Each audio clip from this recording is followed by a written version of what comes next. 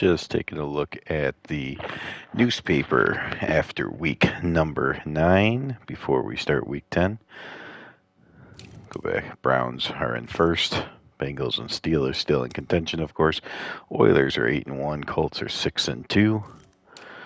The AFC East, the Dolphins lead in a very tight division, 5-3. Patriots are 5-4. Jets 4-4. Bills 2-5-1. And in the West, the best team in the AFC, the Chiefs are 8-1, Broncos are 6-3, Raiders 4-4, and the Chargers are 3-6. Vikings 6-3, Lions at 3-5, Bears 2-6, and the Packers are 2-7. Look at the Packers have allowed 249 points through 9 games, almost twice as much as the Minnesota Vikings. 2 semi-pro teams at the bottom, and the Falcons are 4-4, and the Saints are 5-3. They play each other in Week 10, so the Saints can really kind of open up a big lead in that division, or the Falcons can make it all tied up. Cowboys are 7-1. Redskins are 6-3. Redskins have been a little bit hot lately. Eagles are 4-5. Giants back in last at 3-5-1. Rams are also 7-1. Cardinals are 5-4. Niners are 4-4, and the semi-pro team has been getting shredded, as you would expect. Okay, and then award winners. In the NFC, it was Don Anderson, 20 carries, 131 yards, and 3 rushing touchdowns, also 3 catches for 18 yards.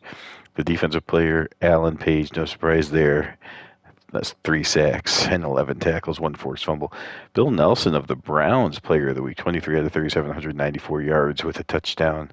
Was sacked 4 times. Also ran the ball 6 times for 71 yards and a touchdown, but did fumble once. And Robinson of the Chiefs had 2 interceptions and a fumble recovery, as well as a touchdown.